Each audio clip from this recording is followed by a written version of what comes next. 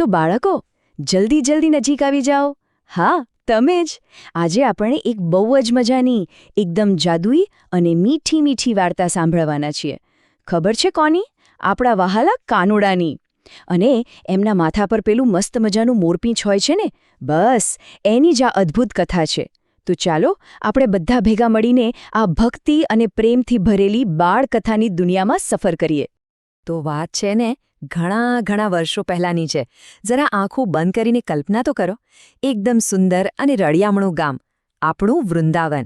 ત્યાં ખળખળ વહેતી આપણી યમુના મૈયા, પાણીમાં ખીલેલા એકદમ કોમળ અને ગુલાબી કમળના ફૂલો અને પેલી લીલીછમ ઘાસમાં શાંતિથી ચરતી ગાયો.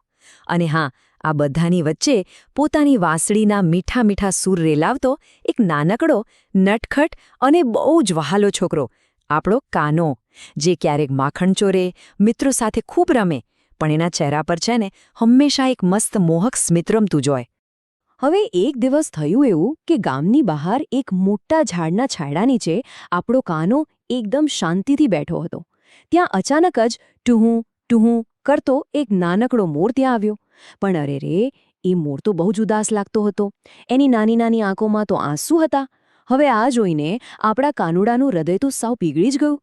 એમણે એકદમ પ્રેમથી, બહુ જ ધીમા અને મીઠા અવાજે પૂછ્યું, ભાઈ, તું કેમ ઉદાસ છે? ત્યારે પેલા મોરે રડમસ અવાજે કહ્યું કે એનું સૌથી સુંદર રંગબેરંગી પીંછું ક્યાંક ખોવાઈ ગયું છે અને એ બહુ જ ડરી ગયો છે. હવે જુઓ કાનોડાએ શું કર્યું. પોતાના મિત્રની મદદ કરવા માટે કાનો તરત જ ઊભો થઈ ગયો. એમણે તો ઝાડી ઝાખરામાં શોધવાનું શરૂ કરી દીધું. ઘાસ ઉઠાવ્યું, નાના મોટા પથ્થર ખસેડ્યા, આખી બપોર બસ શોધ્યા જ કર્યું. અને અચાનક, હા, એકદમ ચળકતું, વાદળી અને લીલા રંગનું, રેશમ જેવું મુલાયમ મોરપીંછ કાનાને મળી ગયું. કૃષ્ણએ તો ખુશ થઈને તરત જ એ પીંછું પેલા મોરને પાછું આપી દીધું. હવે મોર એટલો બધો ખુશ થઈ ગયો ને કે એણે ઉડતા ઉડતા એકદમ પ્રેમથી કહ્યું, કાના, આ પીંછું હવે હું તને ભેટમાં આપું છું, મારા સૌથી સાચા મિત્રને. અને બસ ત્યારથી જ તો આપણા કૃષ્ણના મસ્તક પર આપણને હંમેશા આ સુંદર મોરપીંછ જોવા મળે છે. કેવું અદ્ભુત, ખરું ને?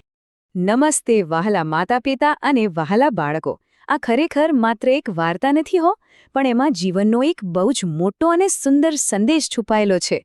તમે જોયું, જ્યારે આપણે બીજા લોકો માટે કંઈક સારું કરીએ છીએ, કોઈની પણ મદદ કરીએ છીએ અને બદલામાં કશું જ પાછું નથી માંગતા ને, ત્યારે કંઈક બહુ જ સુંદર આપણી પાસે સામે ચાલીને પાછું આવે છે.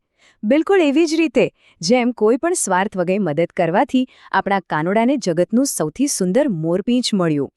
પરિવારના મોટા સભ્યો અને ખાસ કરીને માતા-પિતા માટે આ બાળકથા એક બહુ જ સરસ માધ્યમ બની શકે છે.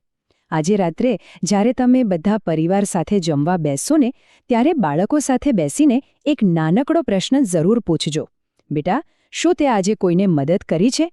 આ એક નાનકડી વાતચીત બાળકોના કોમળ મનમાં નિસ્વાર્થ સેવા અને કરુણાના બીજ રોપશે.